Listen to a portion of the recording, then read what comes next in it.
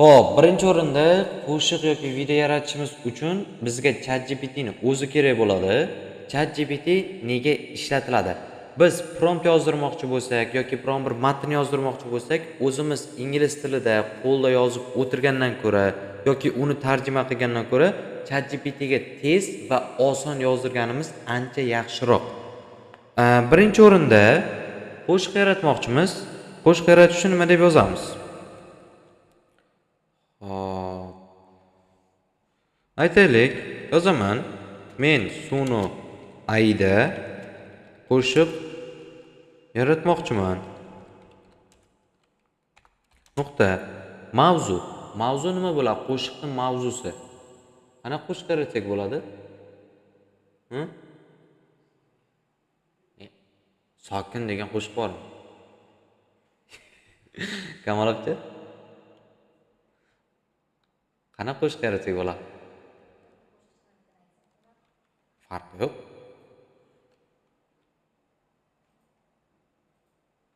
Ko'cha haqida qo'shiq yarataylik. Ko'cha bolalari. Buyog'i sal xato ketdi. Ko'cha bolalari.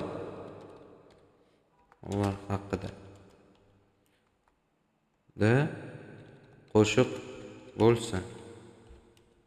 Matn va ssenariysini yozib tashlab ber.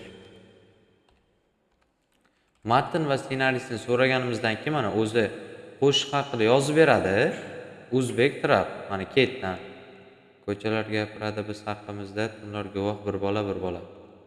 Mana shu joyni biz belgilab, intro degan joydan boshlab belgilab olamizda final. Copyright qo'lamiz she'rda. Keyin tepadan plusni bosib yozamiz. Sunu iMusic. Kiramiz. Kirganimizdan keyin mana bunaqa narsa chiqadi. Imенно shu oynada bu yerdan уже biz create deganiga o'tishimiz kerak. Mana create degani, ya'ni qo'shiqni yaratish. Bizda mana bu holatda chiqadi bo'limlar. Endi bo'limlardan tepadagisi doim advancedda turishi kerak.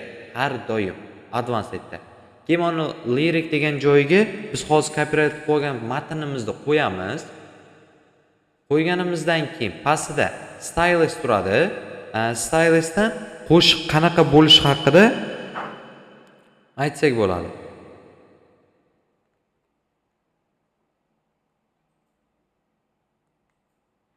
Misol uchun mana chatga kiramiz, qo'shiqda qanaqa bo'lishini aytgan. Styliga ko'ryapsizlar promptini. O'zbek trap, emotsional, TikTok holatiga moslangan. Mana shunisiga stylisini qo'yamiz. Ya'ni qo'shiqning aytilishi sokin bo'lsin, boshqa bo'lsin, o'shanaqa qo'shimchalari. Pastida oxirgi bo'limida qo'shiqning nomi, qanaqa qo'shiq bo'lsin, nomi qanaqa bo'lsin. Misol uchun ko'cha bolalari endi qo'yaveramiz.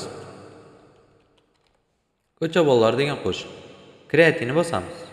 Va bizda mana yerda ikkitasini yaratishni boshlanadi mana. Ikkita qo'shiq yaratiladi. Bu avvalgi mana yaratilganlari eshitib ko'raylik.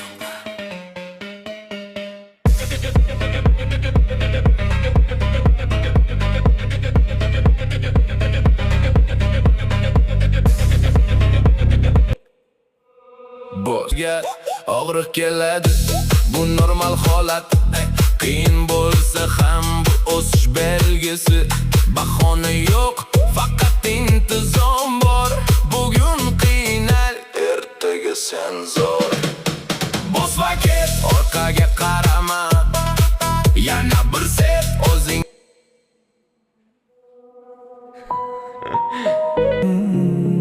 Manaqa sokin qo'shiqlar Shahar uxlaydi lekin men emas.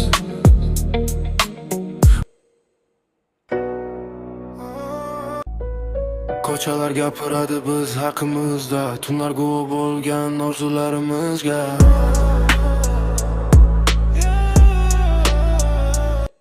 Xo'p, keyin qo'shiqni qanday qilib saqlanib qilib olasizlar? Mana shu yerdan qo'shiqdan ustiga mishkani olib borasizlar. o'ng tugma. Mana bu oyna chiqqandan keyin pastida download ochiladi. Qo'shiq to'liq yuklanib bo'lgandan keyin bunisi yuklanmagan, mana bunisiga qilamiz. Download ochiladi. Birinchisi mana WAV bilan audio va video qilib yuklab olish pullik. M-pochta bosamiz. Download anvay bosiladi.